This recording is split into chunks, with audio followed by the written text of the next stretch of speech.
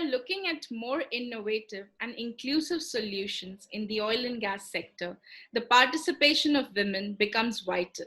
Without a doubt, the industry needs to tap on a larger talent pool. As much as the onus is on the industry, so is on the women to step up and bring in changes. Hello and welcome. I'm Garima, and joining me on the Dais today is Jamie and Massiel, hosts at Flipping the Barrel podcast, a women's perspective in oil and gas.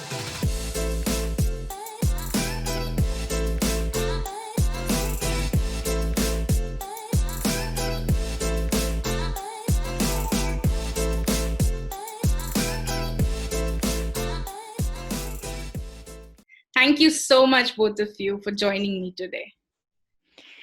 Hi, thank you for having us. Yes, thank you. We are very excited for this. Absolutely. Now, let's start with your unique motivations behind joining the oil and gas industry, because I'm sure you both have a different why, as in why you're part of this amazing industry. Please tell us. Yeah, I'll guess I'll go first. Yes. So I will say that the one thing about the oil and gas industry that I really loved was the ability to be outside in the trenches, getting to work with, your fellow colleagues, and having the opportunity to not have to sit behind a desk for the rest of my career. So when I found out about oil and gas, I was just outside of college, and I first started in midstream. And then from midstream, I went on to work for Schlumberger. And that was when it really opened my eyes of the opportunities in oil and gas, and especially the opportunities for women, as the sector was, very male dominated, but They supported women at a high level. And with that support, it really made me feel at home. And also being able to start in the field and drive a big truck around, sell drill bits, and be so welcomed, it really felt like the place where I needed to be. And then as that grew, my love for the industry grew as well. And I really can't imagine being in anything else. Wonderful, wonderful. Now, Massiel, you tell us. So growing up, no idea that I would ever go into oil and gas. I never even really had heard of it. You just put gas in your car, and that's about as much information as I had on the industry. Luckily, I got an internship with Schlumberger while I was in university. And I got to see kind of like a quick snapshot of the summer of what my life would be like if I joined the industry. Right. And that summer changed my life because I ended up moving across the country to go work in an oil town for the summer. And I was a field engineer for them. And it was just so much fun to be out there with coveralls, not a care in the world. You're out in the forest, and there's a lot of work that you do and sacrifice. And for some weird reason, I just enjoyed that hustle mentality of what the oil field represented. And all these people away from their families, just working really hard, 24/7, night shifts, day shifts to get this stuff out of the ground.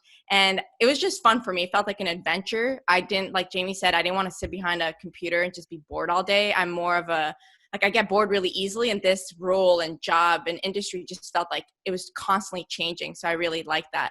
And to be honest, I say to everybody, I'm super transparent. Money was a huge driver for me.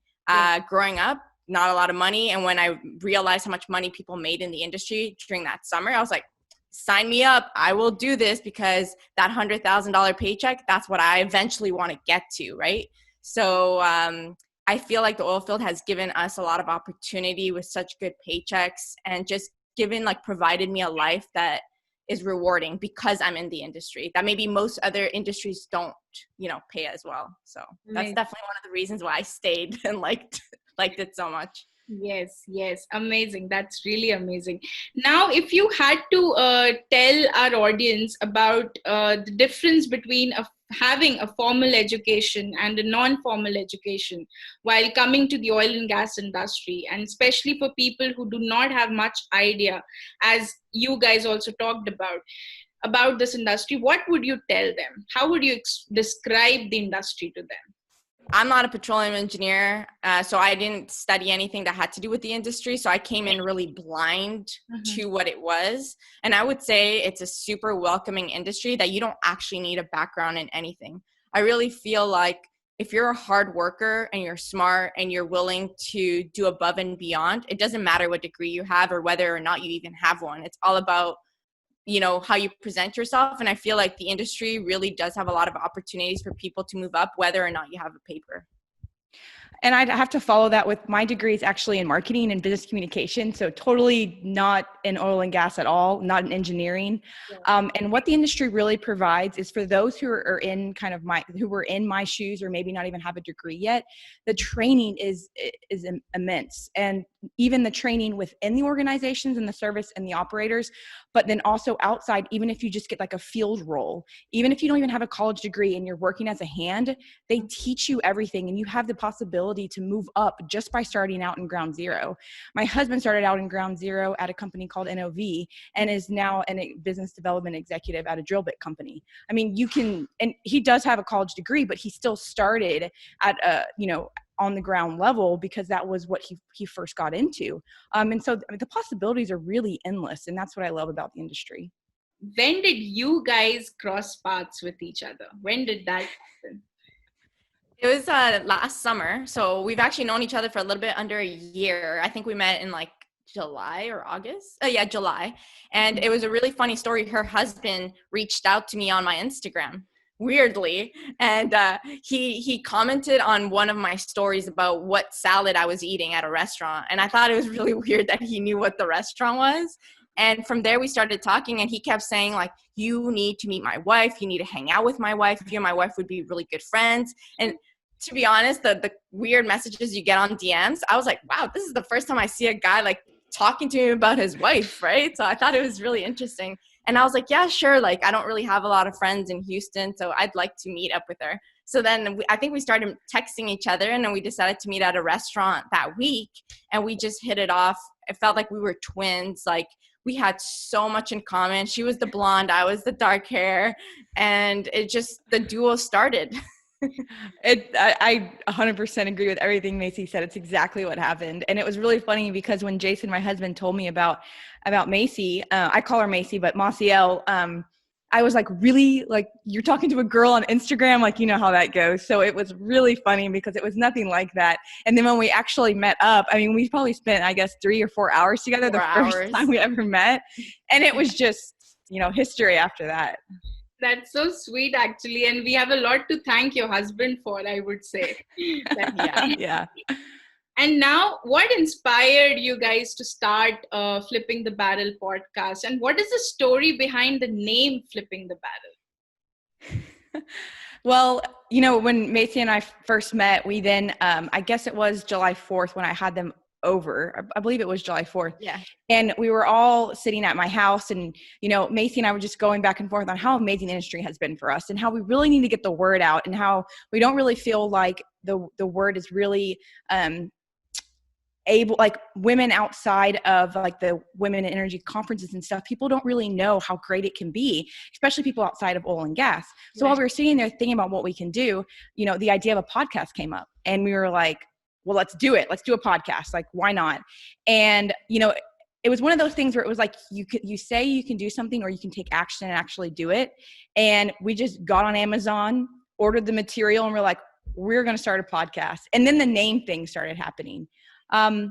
And I don't really know how we came up with flipping. I can't really recall the whole thing because we were going back and forth, and we were just naming random stuff, coming back and forth. And I think you came up with it. Like, I believe it was you. You said, how about we flip the barrel? And then the idea behind it was like, we're women and we're like flipping the narrative and like coming with our own perspective. And what was cool about flipping the barrel is you could really just push it to any sort of industry, like it wasn't just going to be oil and gas, but you can kind of make it whatever you want. So right. I thought it was a good name. It is a good name. It is a good name without a doubt, I would say. And now, talking about stories and narratives on your podcast, as storytellers, as effective communicators, how do you think about storytelling in the industry? Why is it important to tell the right story about this industry, especially with all the negative perception that the younger generation has about the industry? as like one of the descriptions of our podcast is to shine a light on the industry. Yeah. And that really goes back to how great it's been for Massiel and I, and for also our colleagues and other people that work in oil and gas. Because really we do so much for the environment that I just do not feel like is talked about enough. And I don't feel like the positive things that happen in oil and gas are ever out on social media. All you ever see is the negative things. And a lot of the service and operating companies have just now begun posting on social, which I think is really going to help that narrative. But it's very imperative for us, even with our podcast, when we share these stories, is for people to understand that everybody came from a background that it's not like they lived and breathed oil and gas when they were born. You know, they got into it and it became such a great life for them, and a great life for the world to be a part of something so great in this movement that's within energy. And that was really, that's really what we stand behind when we try to share these stories. What do you think, Massiel? Yeah, I totally agree with you. And I think on the aspect of like what the negative things that people think about the industry, the main reason why it's so negative outside is because we do such a poor job as an industry to show all the great stuff we do. Like we don't showcase anything because we're such a small, like we don't like to be public, right? Yeah. Which is why most companies didn't have social media. Most people didn't want to post about their jobs, about like what you did in the field. It was always such a secret. So I understand why the outside world just sees it as like this big dark box of unknowns and bad people in there, right? So I think it was our turn to really like get on a mic or on videos or on Instagram or on social media and say like, hey, we're actually not bad people. Like, this is our industry. This is what we do. By the way, these are all the great things that we give back to the communities. Like, a lot of people don't know that Shell, Chevron, Oxy's, like all these big operators, they spend millions of dollars a year giving back to communities around the world, helping innovate to renewables with environmental things, right? So it's showcasing all the good things that we are doing, and just showing like, you know, the younger generation not to hate on us, and like, you know, be part of it if you want to solve the problem. Like, we've always said that for the people who stand on the other side and look at us and just say like, we're the bad people, it's like, okay, come join this industry and help it make it better, instead of just standing there and talking about it. Absolutely, absolutely. That's a very powerful statement. And it's very true, actually. It's very true. Because it doesn't take a lot to criticize, you know, without understanding what does the industry really look like from the inside. And now, tell me, apart from being the hosts at this amazing podcast that you have, what are your current roles? So I'm a business development manager at Extreme, which is a Schlumberger company. And I've been with Schlumberger for about 8 years now. And I started as a wireline field engineer for about 5 years in the field. And then I moved into a sales role and now just running this business in North America. Wow. And yes, Jamie. I am the senior account manager for integrated completions at Next Tier Oilfield Solutions, which is actually a merger between C&J and Keen that happened at the end of last year. And prior to that, I started at Schlumberger working in drill bits. And then I got an offer from a customer called TTS. I went over to the customer and worked for them doing downhole motors. And then C&J approached me to learn frac and wireline. So I moved then to C&J, which now became Next Tier. And so now I'm in the frac and wireline division. Amazing, amazing. And now I would like to understand, how are you looking at the whole COVID-19 situation and its impact on the oil and gas industry? So I would say it like sped up digitalization like 5 years ahead, right? And to be honest, I'm happy that it sped it up, because it's things that we've been talking about for the last like 2 years. Like, hey, we need to get online. You need to have a LinkedIn. You need to be on social media. Like, I think a lot of people didn't believe the power of social media, even for the last 2-3 years, when, you know, I've been like, we need to be on social media. Everybody needs to be on social media. You should be using LinkedIn to sell. You should be using all this for connections, all that. And most people were like, you know, and then with being in lockdown, I think people started to realize like, oh, I am nothing if I'm not online. You know, like, that's how you reach customers. That's how you reach new customers. That's how you stay relevant in this world, is the power of social media. So I think, you know, for the last 2-3 months, you've seen a huge spike on LinkedIn. It seems like everybody's on it, which is great. But I think people are starting to realize the advantages of the people who were using it for, years before, because we do have a way bigger platform. True. And it's been easier for us to keep up with our customers, to stay in front of customers and kind of get your products out there. And just, I don't know, it's been really important, I think, with COVID-19 to realize the power that if your business was not online before COVID, you were basically screwed. Like if you only had stuff in your store and that was the only way a customer could reach you, but you could have had all of this online, like everybody's probably been telling you for the last couple of years, but you didn't want to listen. Guess who's making all the money now? Online. Yes. So I don't know. I think it's good. Yeah, to second Massiel, I mean, even with the podcast, like we were always very open to telling the industry, like use social media, use LinkedIn, use these resources. And a lot of people, like even some of the salespeople would kind of laugh at me that I'm doing this podcast. And now they're all like, that's the smartest thing you've ever done. I'm like, yeah, I tried to tell y'all. Like I tried to tell you, like, this is how you reach people. Right. And the podcast alone is a free platform to have a voice. But beyond that, using LinkedIn and using social media and using Instagram. I mean, now you're seeing all these service companies on Instagram. You're seeing people now accept and post like that they're on location. I think this is a great way to showcase how great the industry is and all the positive things we are doing. We're a little bit behind on this, but at least COVID helped spring that forward. I also feel like it really helped with, the being able to work from home. For instance, my manager was like, there's really no point for you to come in for this meeting when you can just call in on Teams. And they actually get so much more like productivity out of me because the moment I wake up, I go to my computer when I used to wake up and drive 45 minutes to the office. So, I mean, I think that's really helped kind of, even the future. And I think really help women. I mean, women, when they have children, they're not going to be looked at like, oh, well, you're not going to be in the meetings. It's not going to matter. They're going to be like, oh, she can hop on Teams, go online. She can basically practically work whenever she wants. So I think it's really going to help. Right. And talking about online presence, social media, digital, I remember a podcast you guys did. It was called Tips on Social Media and Personal Branding. Please share a bit about that.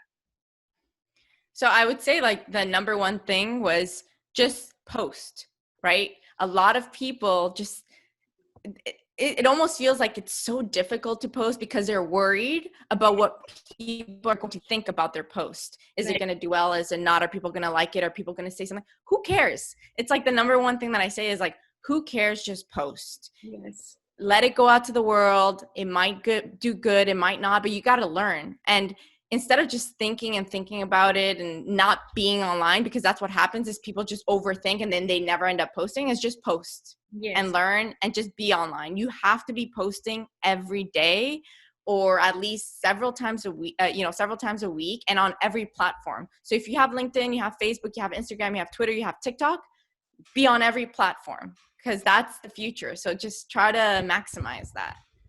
Yes. Jamie, would you like to add something? Yeah. So what I'd like to add here is just the networking piece of the social media. So with the posting, also being authentic. And with that, with being authentic, people will then trust you more. So then when they trust you more, if maybe you've only communicated with them online and then you finally meet them in person post-COVID, because now we can actually meet in person, there's already a connection there. Like you already see each other and you're like, oh, I know you.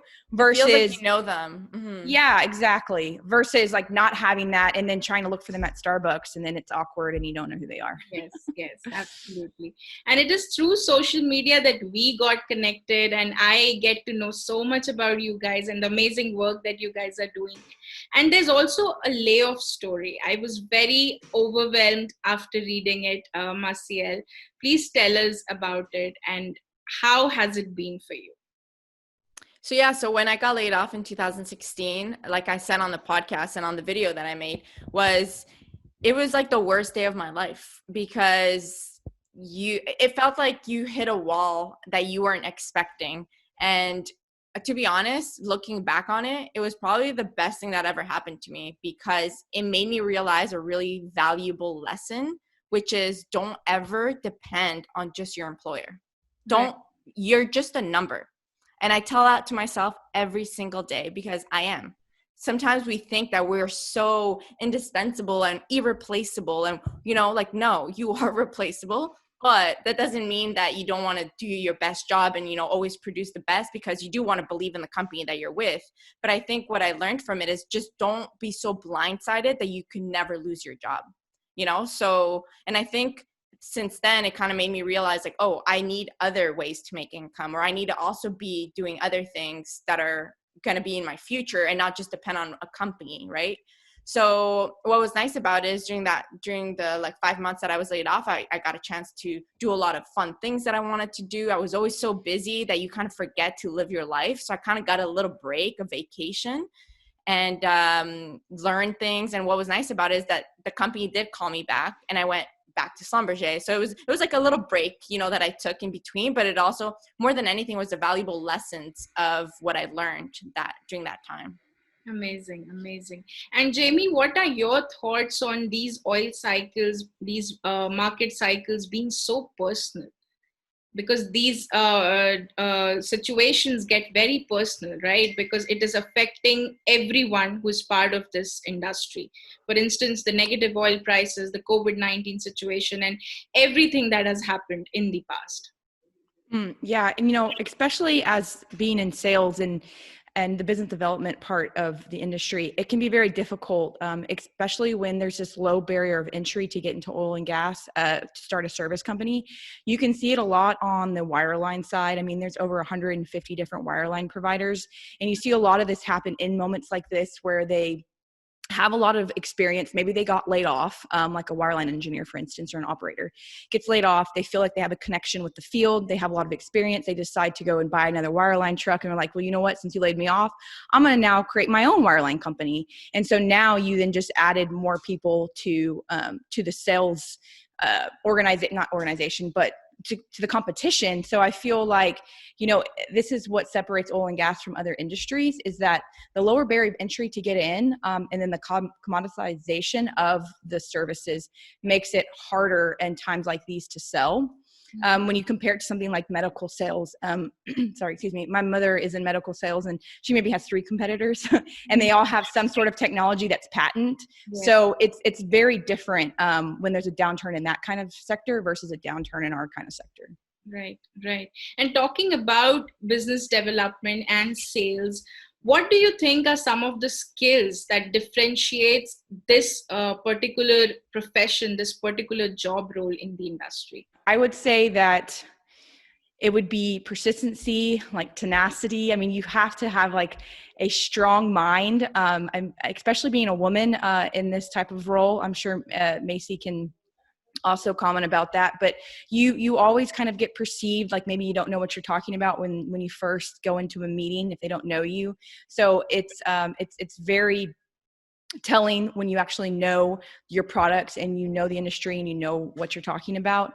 And I feel like when you have that, it actually makes you even more successful within the organization and within, your sales role. But I would say that's kind of the main thing. I am curious to know, how do you cope up if such a situation arises? If you experience something like this, how do you manage the situation? Well, I can actually give you an example. So a few years ago, I had all my material and I was going to meet a customer that I haven't met before. It was an older gentleman. So I went into his office, I met him, we sat down, and then he immediately reached over, grabbed everything out of my hands. And all I had in there was spec sheets because I was going to tell him about the product and show him the spec sheet. I wasn't going to read off the spec sheet. But apparently, I guess he thought that I was going to read off the spec sheet because he had other salespeople do that before in his office.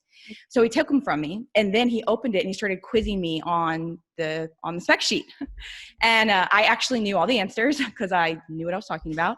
And he immediately he dropped the papers and was like, "So, how much is your product? Because I want to buy from you." And I was like, because I knew what I was talking about. So, it's being prepared and it's having that confidence. You really have to have the confidence because a lot of other people, when those papers were pulled from him, they might have if you don't have confidence in your abilities, they might have folded at that point or felt, very insecure. And I ran with it. So that's one quality that, I think really helps. And that's how I dealt with the situation like that. Yes.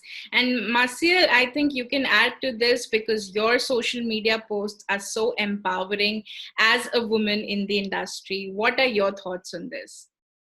Yeah, I totally agree with Jamie on the confidence side, and especially knowing what you're talking about is really important because people see right through it. And I think they've seen it in the past where some companies may hire women who maybe aren't part of the industry or don't really know what they're talking about just because they are a woman, and they're kind of using that as a sales tactic, which may work or may not, but most people kind of break that down really quickly where it's like, okay, she doesn't know what she's talking about. They're just sending her out because of this and that. So I think if you are a woman in the industry, like Jamie and myself, it's really important for us to know what we're talking about and have that confidence of no, I actually know what I'm talking about. And I've worked in the field and I've done my time and I've sweated and I've cried and I've always you were part of you went from the ground. And I think a lot of customers really appreciate that when they're like, okay, they're the real deal. They're not just here to like, here's my product, which a lot of companies do use to sell.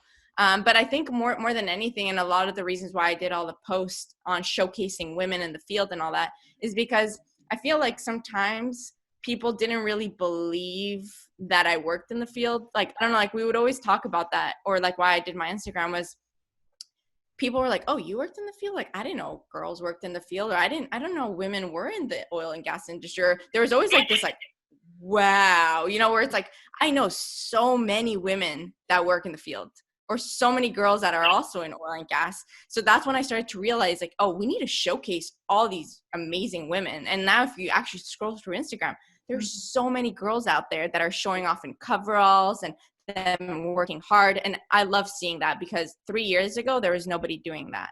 So I think it's really cool to kind of like empower those girls to show like, to be proud to be working in the oil and gas industry and showing the rest of the world like, yeah, you can. And there are girls, because a lot of people didn't even believe that, I was going to the field. Absolutely, absolutely. Now, talking about women in oil and gas, this is a part of the narrative which talks about diversity and inclusion in the industry. Do you really feel that this subject has been given the importance it deserves, not just in this industry that we are in, but also in other sectors?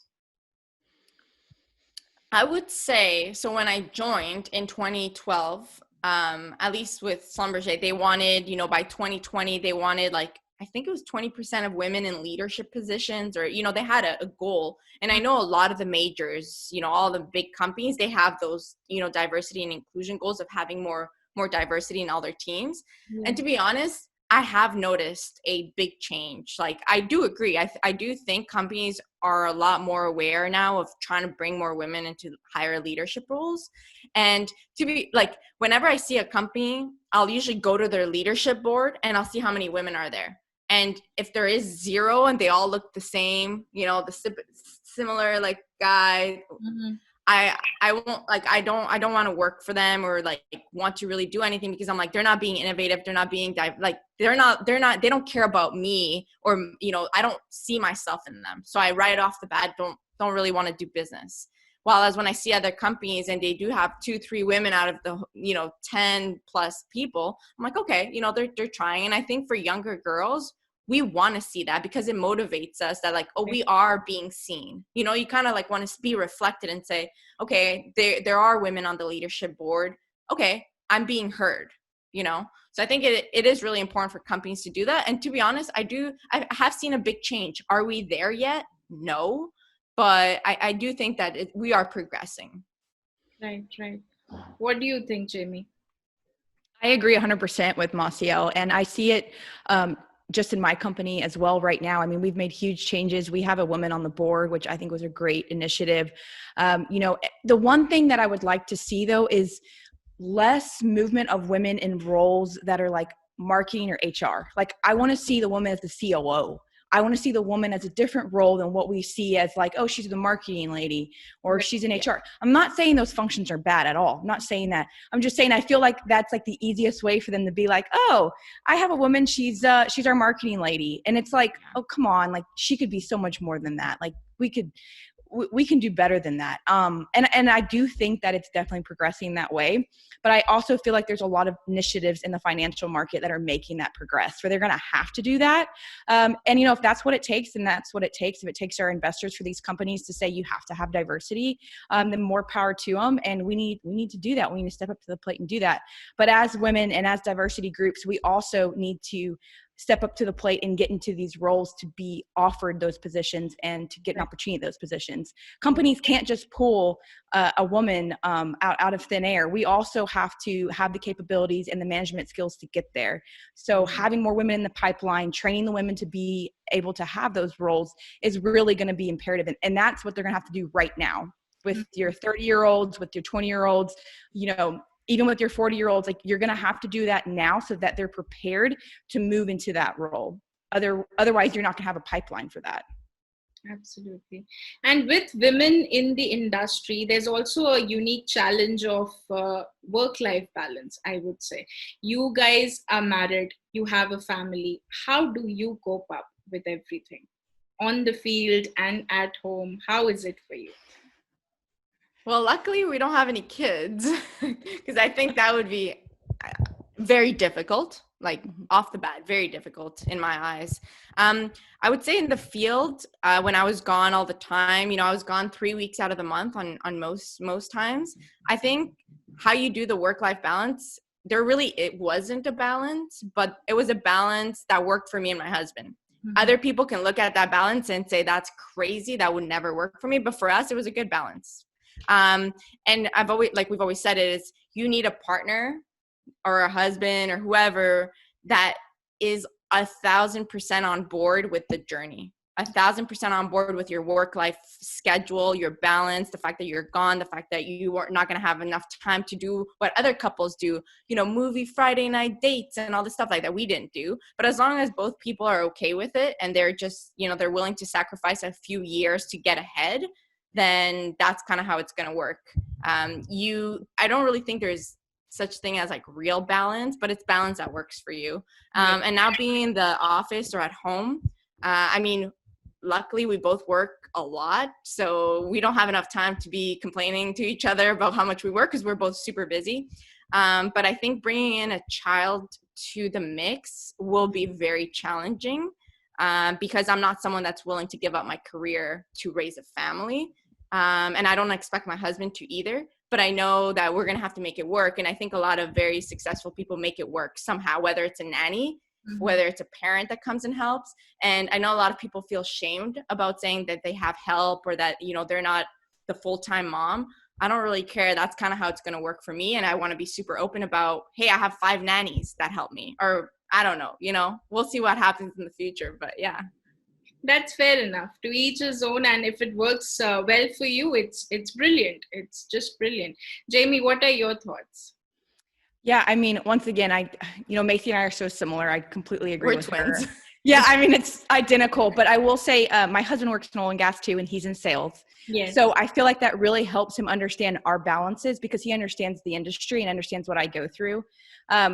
I would say what I sell in my product line that I work through is very demanding. So like I'm working 24/7.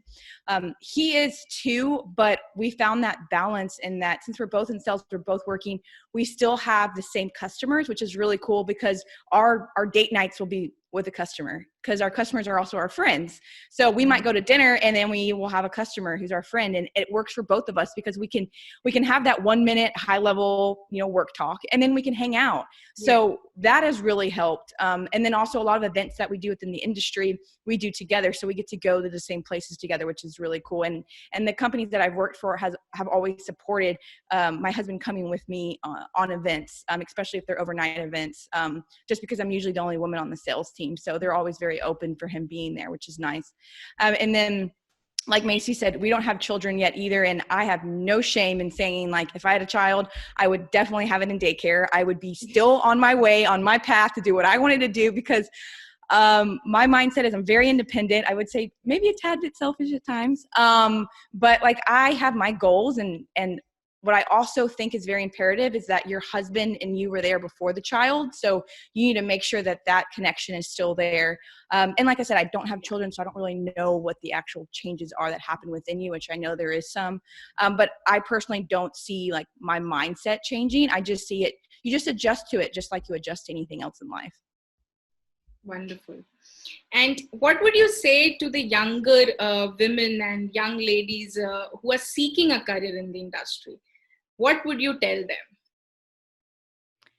I would say do it. It's a very, very rewarding career. There is so much opportunity, which is one of the reasons that I love it and why I'm still here, is because there's just so much opportunity out there, especially for women, mainly because they do want to bring more of that diversity. So you are more seen, you are more, there is a better career path, I would say. So you do have an advantage of being a woman. And I guess the number one advice is just don't expect people to want to treat you differently. That was always a thing in the field, was when you come in as a girl, just be one of the guys. Don't be different. If you start showing that you're different and that you don't want to do this because you're a girl, or you can't lift that because you're not as strong, you start making the differences. While as most people just will treat you very similarly as how they would treat another employee. So it's really up to you to not try to show that differentiation. I'm just a worker. It doesn't matter what my gender is. Right. And yes, Jamie, what would you tell them? I tell them to come in. We need you. Come in with an open mind. Don't have any perceived ideas of what the industry is going to be like, because when you come in, you'll know right away that it's very welcoming and that there is going to be support for you. And what I do find as an advantage as a woman is that you can ask any question you want, any quote unquote stupid question, which is there's no stupid questions, but you can ask them, and guys are so apt to just be like, here's all the information, let me show you. I mean, there's actually a lot of advantages coming in as a woman, and people aren't going to look down on you. They're actually going to look support up you. to you and support you. That's amazing. And this coming from you guys is surely going to help them understand the bigger picture that there is. And now, talking about energy transition, we see that so many companies are rebranding themselves now. It's not just oil and gas anymore.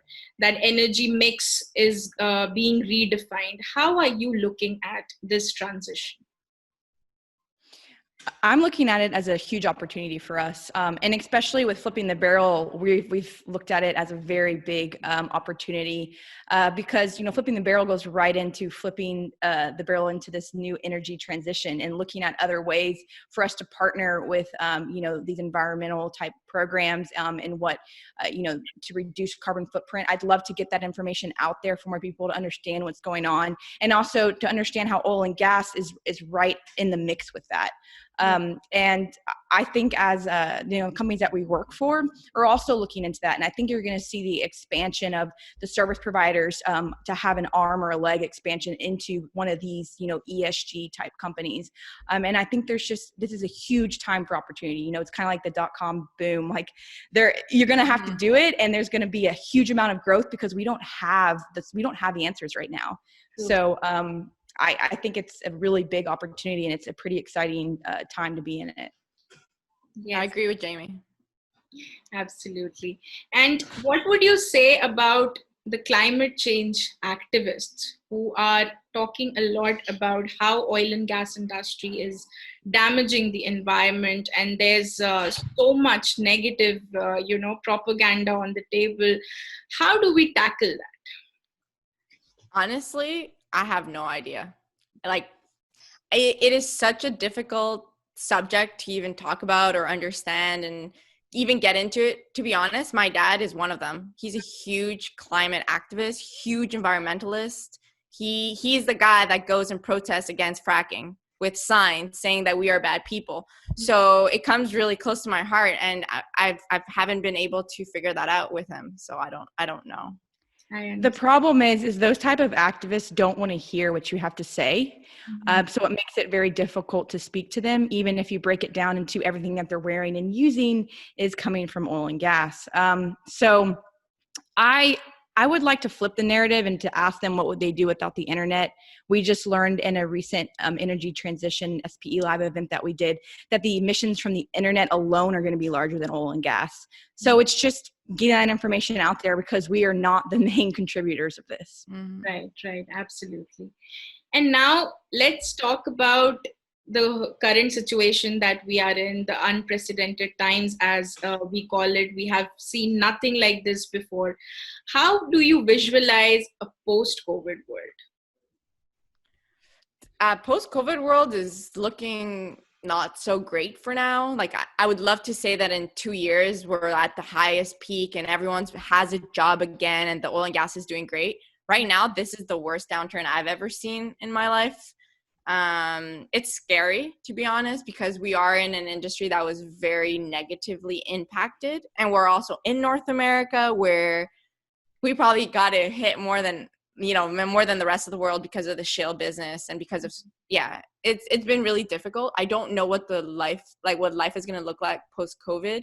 I think we're just the people who are left, because the amount of layoffs that have happened in our industry is just astronomical. The amount of people that don't have a job that did back in March in oil and gas is a lot. We've lost a lot of people in the industry. So I think for the people who are remaining, we're just going to like coast it off. We're all very scared still and not really know what to do for the next couple of months. And hopefully, that supply demand will get better for us with the whole, OPEC deal and overproduction and all that. And I think eventually things will balance themselves out. And maybe in a year or two, we're going to be in a different kind of environment where everybody's going to need oil because now everybody's going to go out, everybody's going to travel, everybody's going to want to buy the stuff that they didn't. So I do see a spike coming back up, and I think it'll help us. The industry should come back. At least I'm very hopeful that it will. Mm-hmm. Yes, Jane.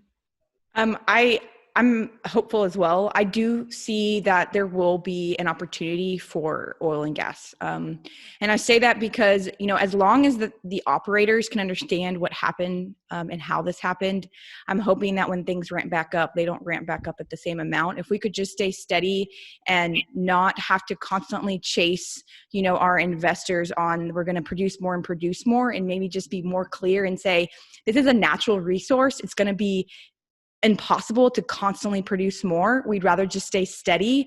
I think that would help the whole industry. I think we learned a lot through this, and hopefully, through those learnings, things will change. I am hopeful though that, we do continue and, we see this industry for the long term. Yes. And what would you tell the class of 2020, the students who are graduating this year, and they are anxious, they're nervous, they're overwhelmed, there's too much going on? What would your message be for them?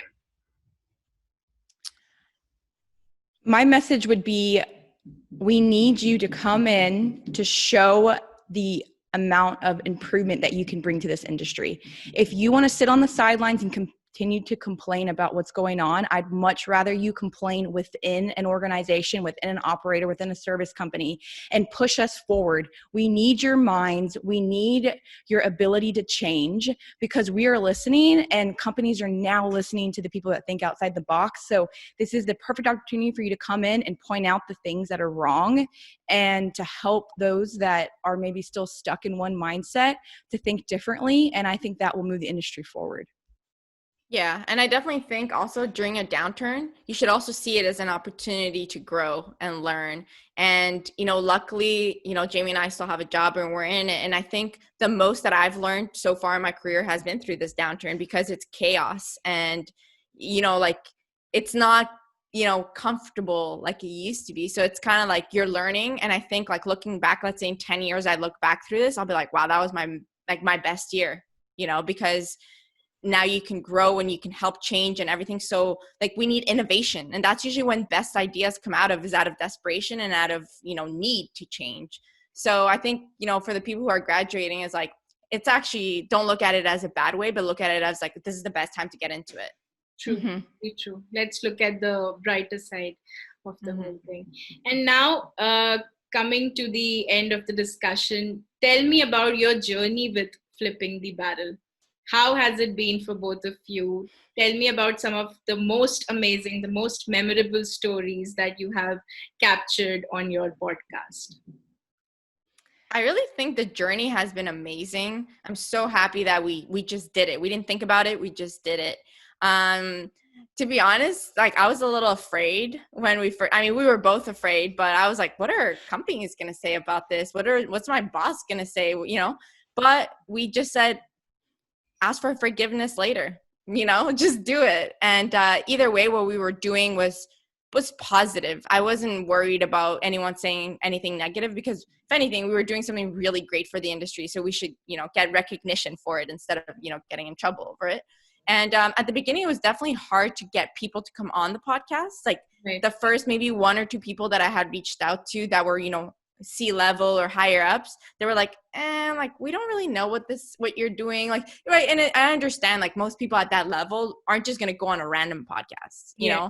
but so we started small, we started interviewing each other, friends, my husband, like smaller people, you would say. And then Jamie was able to get her CEO on from her company through convincing him. I don't know how she did it. And he came on, and ever since he came on, it was like leader after leader, because I think we just needed one person to say, I'm going to come on here and talk about my story, even though I'm a CEO, like who cares about the title? And then more and more of those C-level people just warmed up to the idea. And then now it's actually really easy to get someone to come on our podcast, but it took a while, right? You have to build that name and that brand up to be recognized as worthy to go on the podcast. And I would say too, what's been pretty amazing is our progression on just how we've done the podcast. When we first started out, we had no idea what we were doing. So there was a lot of rambling, kind of like going on questions, going off questions. And we really learned how to communicate with our guests. And I think that has really helped in just our podcast alone and like our everyday lives as well. And I think that is another reason why, we were able to get the people that we do have on the podcast, because once they started listening and seeing what we were actually doing, they were very supportive. And along this journey, the amount of comments that we have gotten, I mean, we have hundreds and hundreds of comments. Right now we're at like 100 and something on just iTunes alone on Apple. But I mean, the amount of DMs and private messages, that's what keeps us going. And then just the amount of support. But the podcast has really changed the mindset of the company I work for as well. When I first started, they were kind of questioning what we were doing. And then recently in a sales meeting, my manager asked me to talk about one of our podcast episodes because he was moved by it, and it was the branding one. So he wanted me to give advice to the whole team. And I saw that as a very big turning point, because that wouldn't have happened 4 months ago, 5 months ago. So I think we're doing a lot of good, and I think people are really starting to recognize that. Absolutely, without a doubt, because I have been following your podcast since a long time now, and I absolutely love the stories and the people you bring up on the platform. And I congratulate you for your work. I can totally relate with your story, because I understand it's not easy to bring in good people in the beginning. It has not been easy for me as well. People hesitate, and people don't really understand what you're trying to do, and why are you going after them for their story. Are you trying to jeopardize the career in some way? So there's a lot of negative assumption. So I'm really grateful that you guys joined me today on the Dais, and thank you for sharing your journey, your perspective on this amazing industry. There's so many people out there who do not understand the outlook, in the light that you showed us today. Thank you so much for joining me. Thank you so much for all the positive messages that you gave today for our audience today. Thanks a lot. Thank you. Thank you for having us.